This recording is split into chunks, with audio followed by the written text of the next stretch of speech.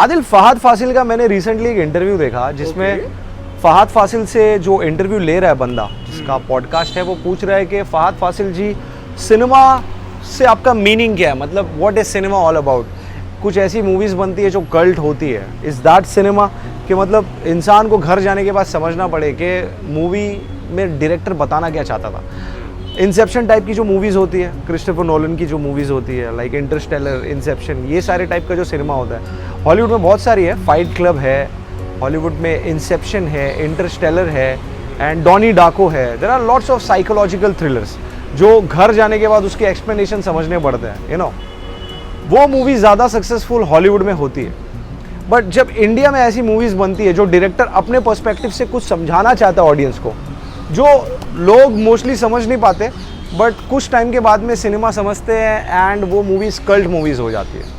जैसे अक्सर हमने देखा है कि इम्तियाज़ अली की जो मूवीज़ होती है, और भी बहुत सारे डायरेक्टर्स की मूवी है जो बाद में ऐसा लगता है कि भाई डायरेक्टर ये समझाना चाहता था। जैसे नो स्मोकिंग, एक जो मूवी आई थी जॉन अब्राहम की, जो अनुराग कश्यप कुछ बताना चाहते थे बट वो समझ नहीं पाए लोग। लेटर ऑन ऐसा हो गया कि वो भी कल्ट हो गई। तब लोगों को समझ में आया कि it was related to vanilla sky and lucid dream, the theme was different. तो व्हाई इट हैपेंस कि मतलब लोग यहाँ समझ नहीं पाते और वहाँ समझ जाते हैं। सो फहद फासिल ने एक बहुत सिंपल चीज़ बोला था कि भाई देखो, सिनेमा ही सब कुछ नहीं है तुम्हारी ज़िंदगी में। एक इंसान की ज़िंदगी में सिर्फ मूवी सब कुछ नहीं होती। अब वो थिएटर में समझने नहीं जा रहा है, अगर उसको समझना ही होगा, अपना दिमाग इतना ही लगाना होगा, तो वो कोई किताब पढ़ेगा, वो मूवी देखने नहीं जाएगा। हिंदुस्तान में जब कोई मूवी देखने जाता है तो वो एंटरटेनमेंट के लिए जाता है। देखो इंडिया में आई थिंक बहुत सारी जगहों पे ऐसे बहुत से प्रॉब्लम्स है लोगों को यार।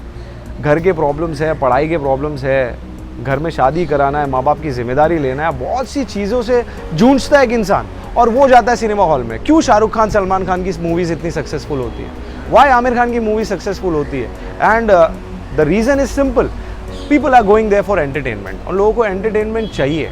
अभी रिसेंटली हमने देखा था स्त्री, it was a good movie, entertaining horror movie. अब इसी को कोई कल टाइप ऑफ सिनेमा बता देता कि भाई समझना पड़ेगा मूवी को, समझने के लिए कोई नहीं बैठा भाई।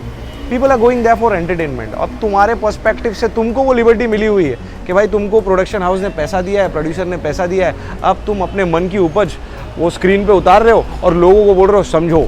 अबे क्यों समझे बे, क्यों समझे? सीधी सीधी चीज़ें बनाओ ना। Cinema should be straight. अगर ये समझने उमझने वाली मूवीज़ बनाना है, release in OTT। And Hollywood में चीज़ें डिफरेंट इसलिए है ना भाई, क्योंकि वहाँ पे लोगों को बेसिक से जूझना नहीं पड़ता, उनके सारी चीज़ें क्लियर है भाई। 48 आवर्स काम करते हैं कनाडा में इन अ वीक, राइट? 4 डे हुआ ना। एंड यूएस में इट इज़ 58 आवर्स और 60 आवर्स। ऑस्ट्रेलिया में भी 48 आवर्स है। इंडिया में एक दिन में बंदा 12 घंटा काम कर रहा है, बाप रे। एंड उसको उसका सैलरी नहीं मिल रहा बराबर, जो बिजनेस कर रहा है उसके पैसे नहीं आ रहे बराबर, you know, the clients are not paying the money properly. अब वो जब मूवीज देखने जाएगा, सिनेमा देखने जाएगा भाई, तो उसको एंटरटेनमेंट चाहिए भाई। कहूँगा समझूंगा क्या बताना चाह रहा है director. It's not gonna work in India. It's not gonna work here.